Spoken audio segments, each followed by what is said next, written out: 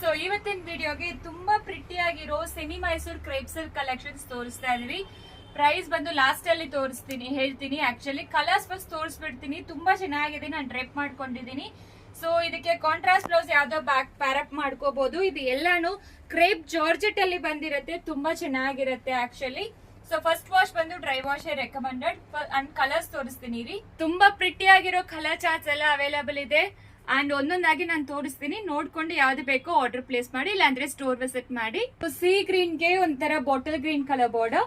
Bottle green ಗೆ ನಿಮಗೆ aqua blue ಬರುತ್ತೆ, ಗ್ರೇ ವಿತ್ ಪರ್ಪಲ್ ಕಾಂಬಿನೇಷನ್ ನಾನ್ ಹಾಕೊಂಡಿರೋ ತರ ಬರುತ್ತೆ. ಆಕ್ಚುಲಿ ಮೇಲೆ ಬಂದು ಚಿಕ್ ಬಾರ್ಡರ್, ಕೆಳಗಡೆ ಬಂದು ಈ ತರ ಲೈನ್ಸ್ ಬಾರ್ಡರ್ ಕೊಟ್ಟಿದ್ದಾರೆ.